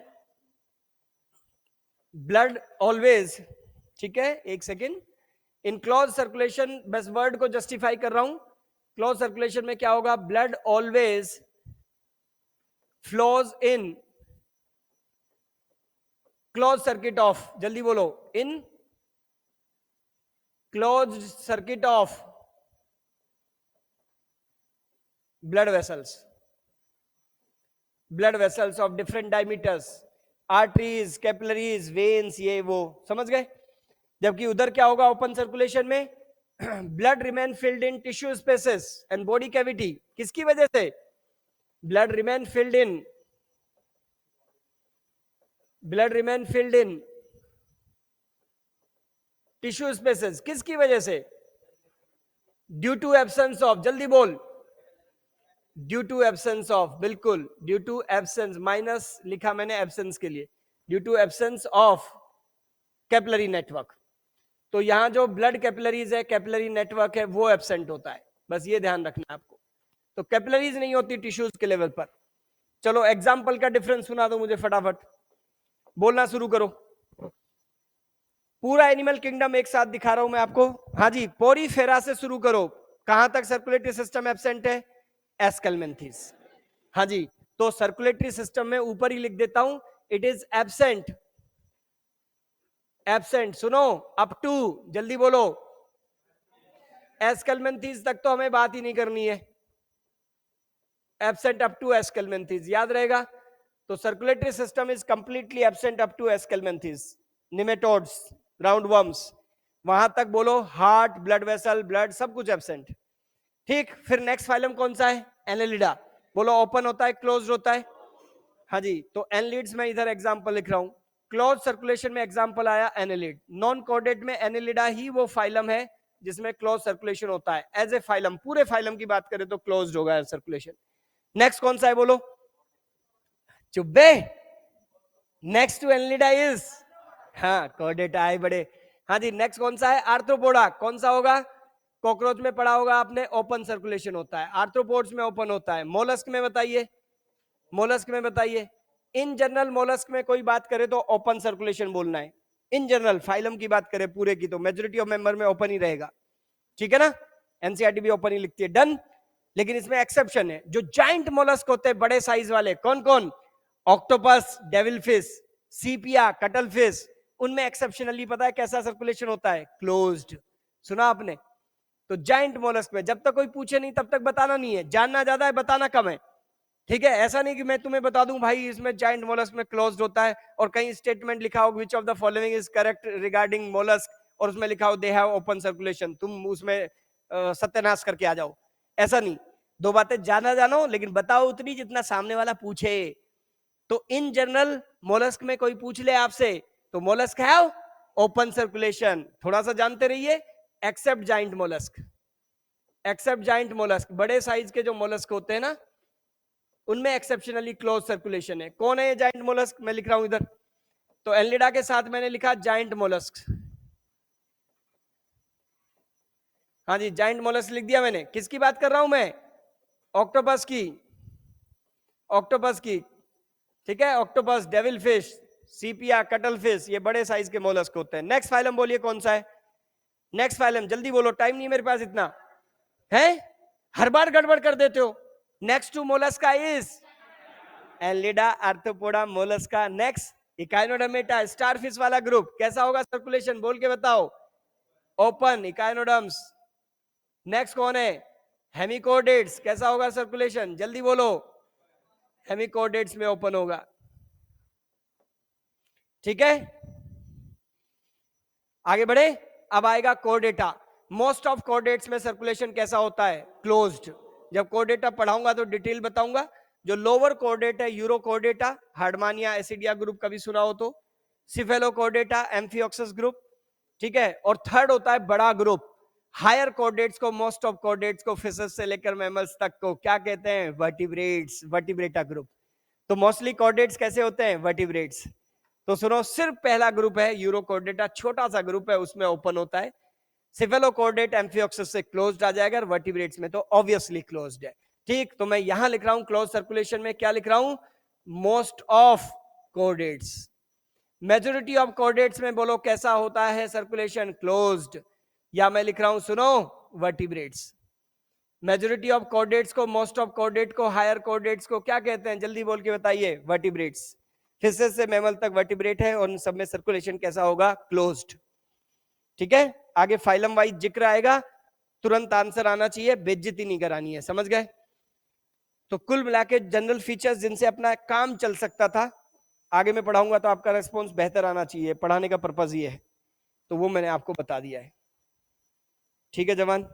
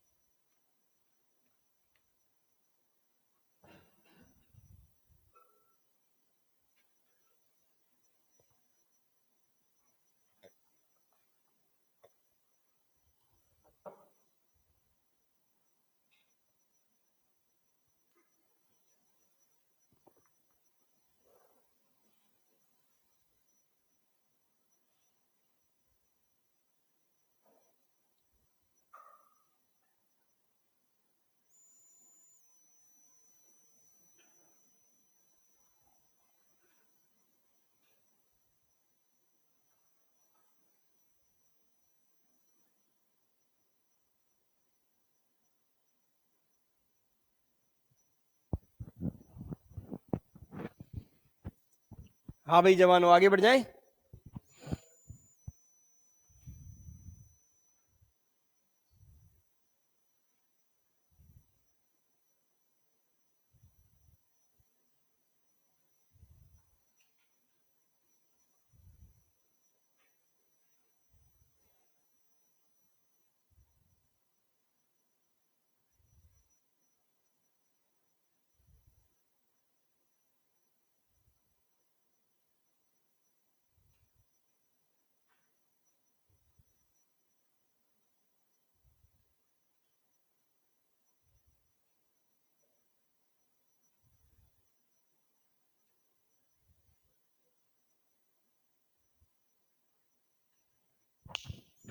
done. सुनो भाई, जनरल फीचर्स अभी इतना ही रखते हैं, इससे अपना काम मोर और लेस चल जाएगा, बाकी जब जब आएगा कोई चीज तब तब डिस्कस करेंगे। One by one phylum start करते हैं। फर्स्ट फाइलम किंगडम एनिमेलिया का कौन सा है? पोरीफेरा। क्यों कहते हैं पोरीफेरा? बहुत ही बढ़िया। हमारा जो स्टाइल है ना वो क्या है? ये क्या आता है बार बार? अच्छा, डाउनलोड चल रहा है इसमें? तूने लगाया होगा डाउनलोड पे, मूवी लगाई है क्या? पोरी फेरा। देखो भाई, पोरी मतलब होता है पोर्स और फेरा मतलब होता है bearing. Kingdom animalia includes all multicellular animals, yes और नो? सारे मल्टीसेलर एनिमल्स को किंगडम एनिमेलिया में रखते हैं। तो फर्स्ट मल्टीसेलर एनिमल कौन है? यही है, पोरीफेरंस। ठीक है, first multicellular animal, most primitive multicellular animals कौन है? पोरीफेरंस। ठीक है, पोर बियरिंग एनिमल्स का मतलब क्या हुआ? बॉडी कैसी होती है? परफोरेटेड। बॉडी में इतने छेद होते हैं, खुद कंफ्यूज होते हैं, तो हम कहते हैं बॉडी कैसी है? पोरस है, स्पंजी है। तो इन जनरल इस ग्रुप के मेंबर्स को स्पॉन्जेस कहते हैं। हमारा पढ़ने का स्टाइल रहेगा, कोई भी फाइलम जैसे स्टार्ट करेंगे, दिमाग में एक इमेज बन जानी चाहिए। एक मेंबर उठाएंगे, उसको स्टडी करेंगे। तो उठाओ भाई एक स्पंज, कोई भी स्पंज उठा लो, उसकी मॉर्फोलॉजी देखेंगे, फिर उसकी इंटरनल स्ट्रक्चर, एनाटॉमी देखेंगे, फिर उसमें डाइजेशन, रेस्पिरेशन, एक्सक्रीशन, रिप्रोडक्शन कैसे होता है वो पढ़ लेंगे, फाइलम खत्म। 4 एग्जाम्पल चिपका देंगे, खत्म। क्या ही करना है? डन। हाँ जी, तो जैसे ही आपने बोला पोरीफेरा, सबसे पहले तो आप एक स्पंज का फोटो बना लीजिए। ठीक है, ये मैंने बनाया, देखो भाई ध्यान से। ठीक है, ये हमने एक स्पंज बनाया, इस तरह की बॉडी होती है। 2 3 4 बातें मुझे सुना दो जो आप सुना सकते हो। मैंने कहा था all sponges are sessile, sedentary, fixed, they don't move. बोलो याद है कि नहीं? और बॉडी में तो छेद तो सुनो मत, मतलब पूछो मत, इतने होते हैं कि खुद ही कंफ्यूज होते हैं। समझ गए कि नहीं? बोला कि नहीं मैंने? हाँ जी, आगे बढ़ो। अब यहां पर ऐसे बर्ड्स निकलती है। मैंने कहा था हाइड्रा में भी ऐसे बर्ड्स निकलती है, पर हाइड्रा में जो बर्ड्स होती है वो क्या होती है, जैसे ही मैच्योर होती है सेपरेट हो जाती है, लेकिन स्पॉन्जेस में नहीं होती। एक करेक्टर बोलते हैं कि sponges are gregarious in nature, they are found in groups. तो उसका क्या मतलब है? ऐसे ऐसे ब्रांचिंग ब्रांचिंग हो जाती है। ठीक है, जब भारी हो जाएगी कोई टहनी या कोई एनिमल मूव कर रहा है, मतलब कोई एक्सटर्नल फोर्स लगेगा ना, तब ये टूटेगी। टूटेगी तो वहीं जहां गिरेगी वहीं सेटल हो जाएगी। तो जहां स्पंज होती है आसपास खूब सारी होती है, सी वाटर में भरी पड़ी है। ठीक, कितने आप में से बच्चे ऐसे जो एनिमल प्लेनेट, डिस्कवरी चैनल या कहीं भी, आजकल तो हॉलीवुड बॉलीवुड वाले भी अंडर वाटर शूटिंग करते हैं बढ़िया, समझ गए? तो स्पंज को देख के पहचान लेते हो? कितने लोग पहचान लेते हैं आप में से? पक्का, मैंने थोड़ा बहुत बताया था, आज के बाद सब पहचान लोगे, देखते ही पहचान लोगे। हाँ जी, देखो, और खूब नजर आता है, टीवी देखो ना, जैसे मेरा इन लाइफ में कुछ भी दिखा रहे हो, बता रहे हो, तो पहचान में आ जाएगा। देखो, बॉडी पोरस है, फिक्स्ड है, ससाइल है, ऐसे ब्रांचिंग निकलती है, कुछ मिलीमीटर से लेकर के मीटर्स में साइज होता है। भाई अंधे को भी दिखती है, बड़ी बड़ी होती है? हाँ जी। अब सुनो, और इनकी बॉडी में ऐसे स्पाइन्स निकले होते हैं। क्या है ये? स्पिक्यूल्स हैं, कांटे हैं ये। पता है ये क्या होते हैं? कैल्शियम कार्बोनेट या सिलिका, सिलिका SiO2 जिससे एक ग्लास बना होता है, ठीक है, तो या तो सिलिका या फिर कैल्शियम कार्बोनेट के बने होते हैं ये स्पिक्यूल्स, स्पाइन्स। ये स्केलेटल एलिमेंट है, बॉडी को सपोर्ट देने के लिए है, लेकिन ये बाहर निकले होते हैं, तो उससे क्या फायदा मिलेगा? प्रोटेक्शन। दूसरा एनिमल इस पर फीड नहीं करेगा। अगर फीड, समझ गए कि नहीं? वापस डालना पड़ेगा, पल्ले बड़ी बात। तो ये स्पिक्यूल्स होते हैं। अच्छा, मुझे कुछ कुछ बातें और बताओ। अगर आप इसको टच करोगे तो हाँ भाई जवान, टच कर, चल हाथ लगा, तू नहीं लगाएगा? अरे लगा दे, घबरा क्यों रहा है भाई? हाँ भाई, अगर टच करोगे रेस्पॉन्स शो करेगी? दे डोंट रेस्पॉन्ड, ये रेस्पॉन्स शो नहीं करती है, बिकॉज स्टिमुलस को, टच स्टिमुलस को रिसीव करने के लिए सेंसरी सेल नहीं है, सिग्नल को बॉडी में कैरी करने के लिए नर्व सेल नहीं है, रेस्पॉन्स शो नहीं करती। इसलिए इनिशियली साइंटिस्ट लोगों में बड़ा डिबेट रहा, वो बेचारे बड़े कंफ्यूज रहे। ठीक है, कॉमन मैन में कोई कंफ्यूजन नहीं है।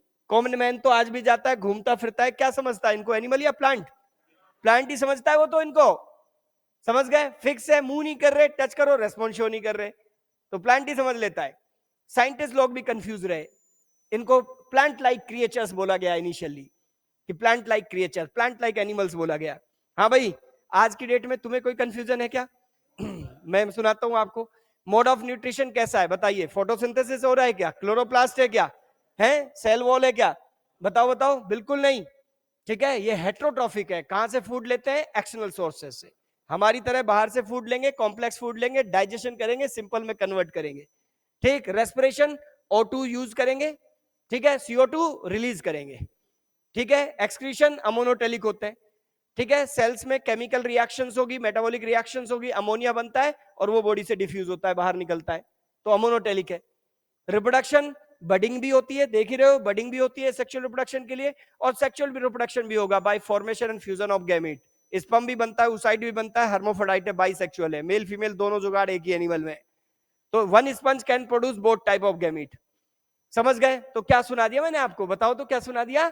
कि इनकी बायोलॉजिकल एक्टिविटी देखोगे तो इनमें mode of nutrition, respiration, excretion, reproduction सब कैसा है? Animal like. तो एक्चुअली क्या है? ये एनिमल्स ही है, एनिमल्स ही है। अब आप कैसे पहचानोगे वो बताओ मुझे। एनिमल प्लेनेट या डिस्कवरी चैनल देख रहे हो, कैसे पहचानोगे?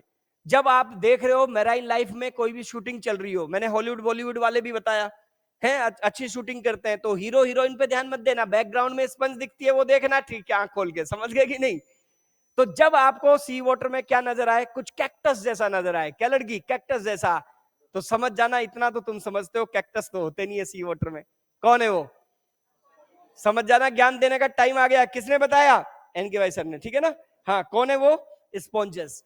बिल्कुल प्लांट जैसा अपेरेंस, ये ब्रांचिंग, ठीक, और स्पाइन्स, स्पिक्यूल्स निकले हुए, कांटे निकले हुए, समझ गए? ये स्पॉन्जेस है। डन। पहली चीज, कोई प्लांट प्लांट नहीं है, ये एनिमल है, स्पॉन्जेस है, पहली चीज। दूसरी चीज और सुनाता हूं, तगड़ी वाली, आ जाओ।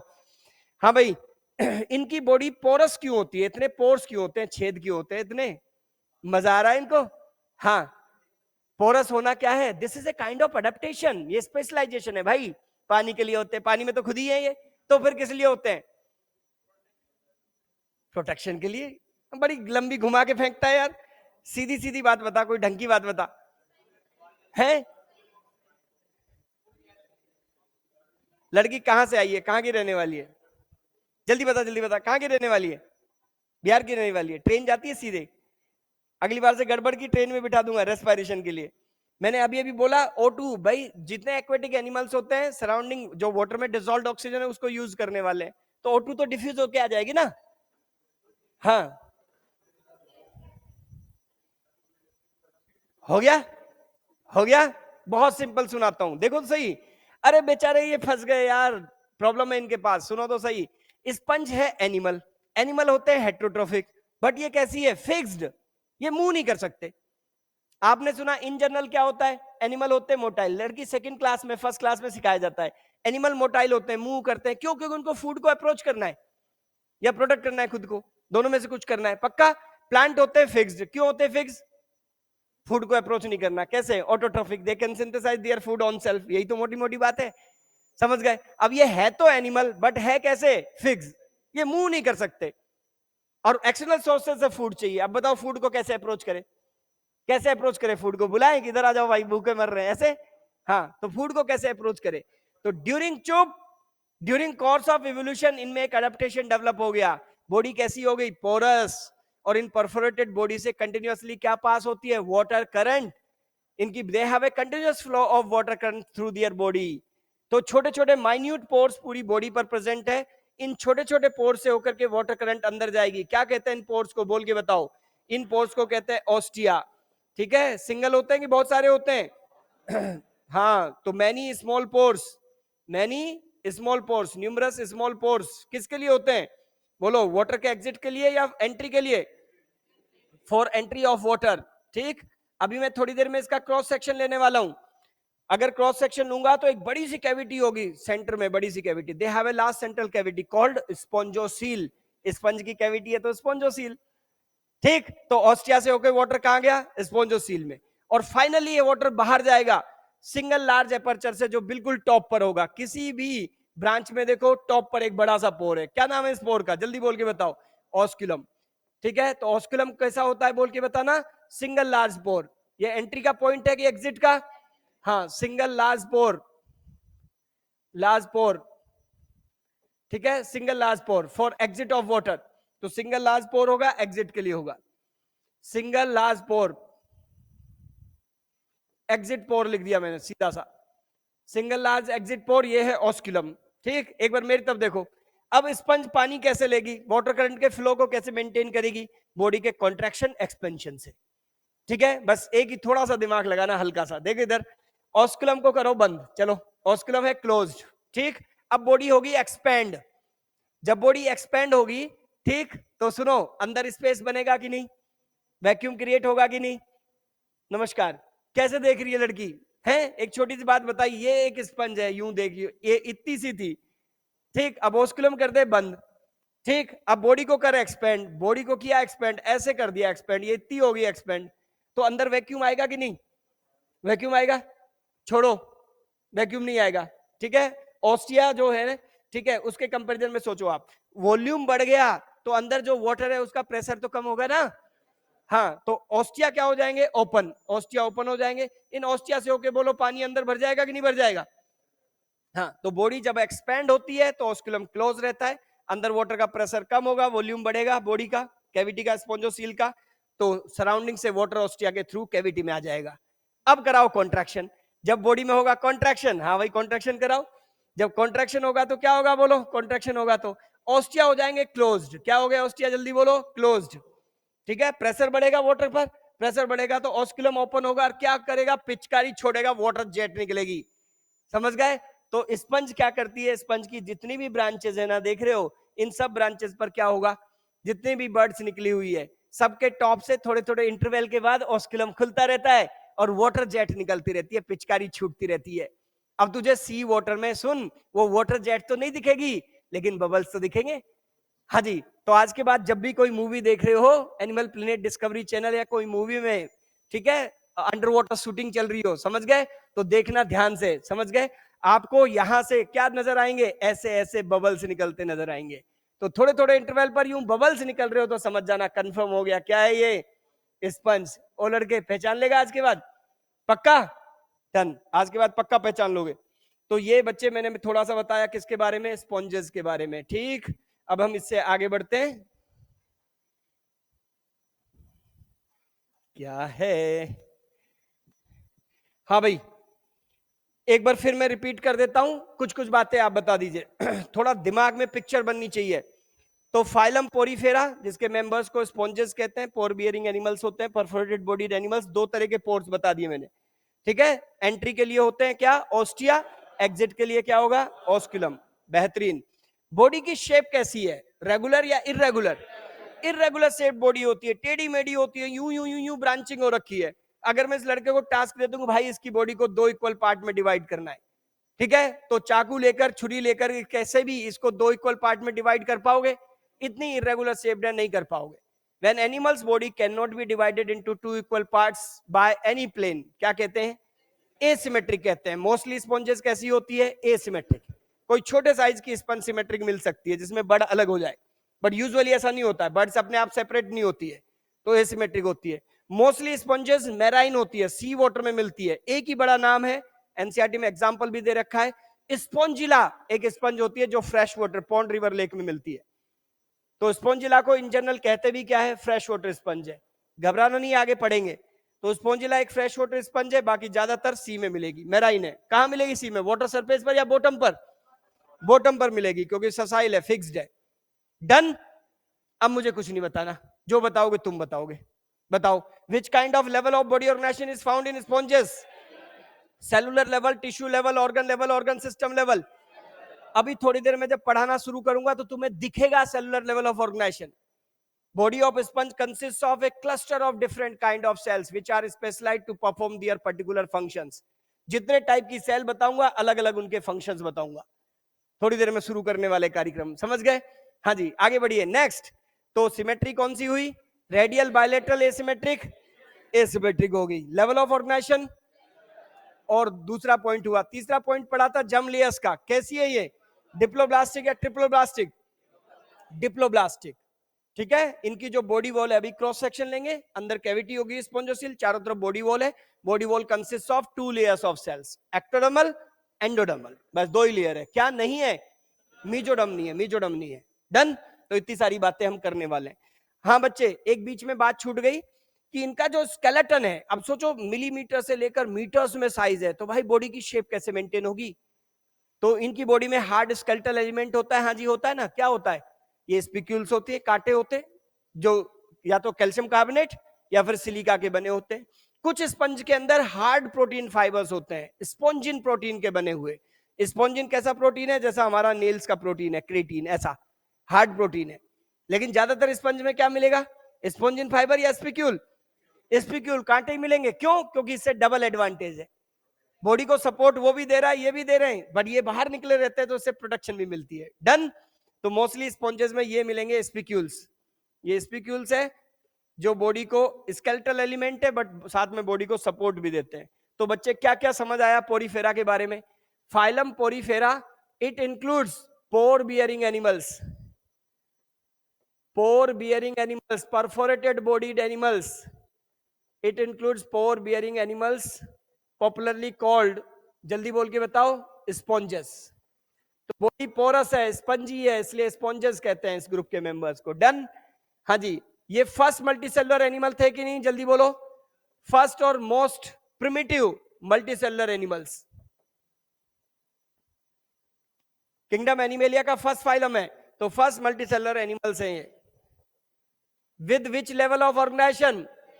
With cellular level of organisation. आगे बढ़िए। तो सेलुलर लेवल ऑफ ऑर्गेनाइजेशन, इसका मतलब मैं आज बताऊंगा आपको, cellular level of organisation, cellular level of organisation. और आगे बढ़ जाएं क्या? मोस्टली स्पॉन्जेस कैसी होती है, बोल के बताओ, हैबिटेट के हिसाब से बताइए। Marine, fresh water, both. होती तो दोनों टाइप की है, लेकिन हम मोस्टली लिखेंगे तो फिर क्या लिखेंगे, मैराइन। तो मोस्टली मैराइन है, सी वाटर में रहने वाली है। ठीक। मोस्टली कैसी होती है, एसिमेट्रिक भी होती है। तो 2 फीचर लिख दिए मैंने, मोस्टली मैराइन है और एसिमेट्रिक भी होती है। डन। आगे बढ़िएगा। हाँ जी, दे ऑल आर, इसमें मोस्टली नहीं लिखेंगे, दे ऑल आर साइंस के दो वर्ड है, सिडेंट्री या फिर बोलो सेसाइल। क्या मतलब होता है सिडेंट्री और सेसाइल का? इसका मतलब है फिक्स्ड, ठीक है। दे डोंट मूव, क्या रेस्पॉन्स शो करती है? टच करोगे तो कोई रेस्पॉन्स नहीं करती। They don't respond, don't respond, कोई रेस्पॉन्स शो नहीं करती है, ठीक है। तो इनिशियली कंफ्यूजन जो हुआ इसी वजह से हुआ, मूव नहीं करते, रेस्पॉन्स शो नहीं करते, तो लोग इनको कॉमन मैन, तो मैं कह रहा हूं कंफ्यूज ही नहीं रहता। अरे मजे की जिंदगी तो कॉमन मैन ही जीता है, ले मेहंदी, समझ गए? ज्यादा दिमाग ही नहीं लगाना भाई, वो जाता है एंजॉय करता है, बढ़िया दिख रहा है सब चंगा। पोर्ट ब्लेयर जाते हैं, नेवी वालों ने बढ़िया अरेंजमेंट कर रखा है, वो लेके नीचे जाते हैं, ठीक है। एक बार मैं गया तो मैं उनसे पूछने लगा भाई क्या लेने आए हो यहाँ? कह रहे हैं वो नीचे मैराइन लाइफ देख के आनी है, ऊपर आके कह रहे हैं बड़ा चंगा दिख रहा था, बहुत बढ़िया दिख रहा था। उनमें से धेला नहीं पहचान रहे थे वो कौन सा एनिमल है, ठीक। हाँ जी, आगे चले। तो दे डोंट रेस्पोंड, आगे बोलिए कैसे एनिमल है ये? डिप्लोब्लास्टिक की ट्रिप्लोब्लास्टिक? डिप्लोब्लास्टिक। इसका मतलब समझते हो diploblastic? That is body wall consist of, body wall consists of two layers, body wall consists of two layers of cells। Cells की दो लेयर होती है, एक एक्टोडर्मल लेयर, एक एंडोडर्मल लेयर, उनको अलग से नाम भी देंगे। और दोनों लेयर के बीच में एक जिलेटिनस मटेरियल प्रेजेंट होता है, जेली लाइक कंटेंट, जो दोनों लेयर को होल्ड करके रखता है। क्या कहते हैं उस जेली लाइक मटेरियल को, जिलेटिनस मटेरियल को? मीजेनकाइम या फिर मीजोगिलिया। सिलेंट्रेट में यूजुअली मीजोगिलिया बोलते हैं, स्पॉन्जेस में मीजेनकाइम बोलते हैं, ठीक है। तो बच्चे आज के लिए इतना ही रखते हैं, ठीक है, क्योंकि अब मैं इंटरनल स्ट्रक्चर बनाऊंगा, डायग्राम बनाऊंगा, समझाऊंगा, उसमें टाइम लग जाएगा, ठीक है। तो आज के लिए इतना ही। एक छोटी सी बात और सुने सब बच्चे। हाँ भाई, मुझे पहचानते हो, नाम पहचानते हो? क्या नाम है बताना? एनके भाई सर, बहुत बढ़िया, ठीक है, पहचानते हो? हाँ जी, कोई बात नहीं। आज इंसान की पहचान थोड़ी नाम से हो तभी ठीक है ना? तो पढ़ाऊंगा तो धीरे धीरे पहचानने लगोगे। जो बच्चे नहीं पहचानते, भाई मेरा नाम है, ये लिखा मैंने, ठीक है, नरेंद्र कुमार यादव, ठीक है, राजस्थान का ही रहने वाला हूं। आप जैसे बच्चे प्यार से क्या बोलते हैं? ठीक है, एन के वाई लिख नहीं पा रहा हूं मैं ठीक से, ठीक। कहीं भी कोई दिक्कत हो, अकेडमिक, समझ गए? नॉन अकेडमिक रोना शुरू मत कर देना। 7568539900, ठीक है। ये मैंने अपना कॉन्टेक्ट नंबर दे दिया और ये व्हाट्सएप नंबर है। कॉल ऑल नहीं करना है, जब भी कोई छोटा मोटा डाउट हो, कुछ डिस्कशन हो, ठीक है, व्हाट्सएप पे आप मैसेज छोड़ दीजिए, मेरे को टाइम मिलेगा तो मैं रिप्लाई कर दूंगा। कॉल कर भी सकते हो, फ्री होऊंगा तो बिल्कुल रेस्पॉन्स कर दूंगा, इसमें कोई बात नहीं है, ठीक। अब आप मुझे, क्योंकि मेरे पास आपका नंबर सेव होना चाहिए, अननोन नंबर से कई बार कॉल बैक नहीं करता हूं मैं। सुन तो लिया होगा तो उठाया तो ठीक है, नहीं तो मैं शाम को निकलता हूं, बस 20 30 50 पड़े रहते हैं भाई, ठीक है। हिम्मत होती नहीं है यार इतना कॉल करने की, समझ गए? तो अपना नाम मुझे भेजना, तुम अपना एक तो नेम, ठीक है, बैच का नाम लिख देना, ठीक, स्कूल नेम लिख दो तो बहुत ही बढ़िया, और सिटी नेम लिख दो तो उससे भी तगड़ा, मैं पहचान ही जाऊंगा ये वहां का रहने वाला ये बच्चा है, समझ गए? ये 2 3 नेम चीजें लिख करके मुझे व्हाट्सअप कर देना, ठीक है। हाँ जी, अब ये स्पंज में ना घुस जाए, ये चीजें देख लेना, ठीक है। अगर जो बच्चे टेलीग्राम यूज करते हैं, नहीं करते हैं बहुत ही अच्छी बात है, जो करते हैं तो एक टेलीग्राम चैनल है, मेडिकल के 2 बच्चों को दे रखा है मैंने, नीट बायो वर्ल्ड, ठीक है, नीट बायो वर्ल्ड _NKY। मैं स्टेटस पे भी कई बार डाल देता हूं, बच्चे कहते हैं मिलता नहीं है, ठीक है। इसमें थोड़ी दिन में मैं क्यूज वगैरह स्टार्ट करा दूंगा, आपकी ELP वगैरह भी सब देना शुरू कर दूंगा, ठीक है ना? हाँ जी, तो फटाफट मुझे नंबर सेव कर लो अपने मोबाइल में, क्योंकि मैं क्रिएट करता हूं ब्रॉडकास्ट ग्रुप, और ब्रॉडकास्ट ग्रुप में क्या होता है, जैसे मुझे कोई मैसेज भेजना है बच्चों को, तो एक ग्रुप में जाकर बैच के बच्चों को डाल दिया मैसेज, सबके पास चला गया, ठीक है। अगर ग्रुप तुम्हारा बना दूंगा तो तुम आपस में ही फिर चैट करने लगोगे, ठीक है। तो उसमें 1 वे कम्युनिकेशन होता है, मैंने मैसेज डाला, सबको मिल गया, खत्म बात। लेकिन वो मैसेज तभी डिलीवर होता है जब मेरा नंबर तुम्हारे पास सेव होगा, ठीक है ना? हाँ जी, ठीक है बच्चे। तो 2 3 चीजों का ध्यान रखना है, मैं डे 1 से कह रहा हूं। एक तो संगति का बहुत ध्यान रखना है, ठीक है। नहीं पढ़ने वाले बच्चे भरपूर मिलते हैं, पढ़ने वाला बच्चा बहुत कम मिलेगा, ठीक है। मेहनत सब करते हैं, लेकिन यार थोड़ा सा लग के करना है। देखो नीट की बहुत बुरी हालत है, आप देख ही रहे हो, ठीक है। अगली बार बेहतर होगा, क्योंकि इस बार प्रेशर इतना बिल्ड हो रखा है कि उन्होंने गर्दन बचा रहे हैं, बस अपनी नौकरियां बचा रहे हैं बहुत सारे लोग, ठीक है ना? तो अगली बार पेपर का लेवल भी होगा और साफ सुथरी फेयर चीज होनी चाहिए मेरे हिसाब से, ठीक। और दूसरा, मोबाइल, मोबाइल का यूज करो, सब करो, कोई बात नहीं है, लेकिन कंट्रोल होना चाहिए इंसान का, ठीक है ना? अदरवाइज ये टाइम किलिंग मशीन है, बहुत टाइम लॉस कराएगा, ठीक। अन अकेडमी में पढ़ रहे हो, हम जैसे लोगों से पढ़ रहे हो, आपको अगर अच्छा लग रहा है कि यार ये अच्छे टीचर है, कॉम्बिनेशन अच्छा है, ठीक है, तो कोई बच्चा जो एडमिशन लेना चाह रहा हो, ऐसा कोई बच्चा हो तो आप मुझे भेजना, मुझे बता देना, मैसेज करके, कॉल करके, जैसे भी हो, ठीक है। अपने दोस्त की मदद करना, सिस्टम की मदद करना, ठीक है बच्चे? हाँ भाई, तो चलो मिलते हैं फिर नेक्स्ट क्लास में, ठीक। Wish you good luck. ज्यादा नहीं पढ़ाता, थोड़ा थोड़ा सा पढ़ाता हूँ। एक फाइलम को एक दिन में पढ़ाऊंगा जो आपके एनसीईआरटी में आधा पेज दे रखा है, मेरे सामने, मेरी क्लास में तुम 5 बार रीडिंग मार चुके होंगे, ठीक है, लेकिन मैं पढ़ा दूंगा तो वो छप जाएगा, आज साल भर नहीं, वो आज से 10 साल बाद भी याद रहेगा तुम्हें, समझ गए? ओ लड़के, जब मुंह में दांत नहीं होंगे, पेट में हाथ नहीं होगी, ठीक है, अपने पोते पोतियों को सुना रहा होगा इनके सर के किस्से, समझ गए? चलो भाई, हाँ भाई, बंद कर देना इसको बेटा।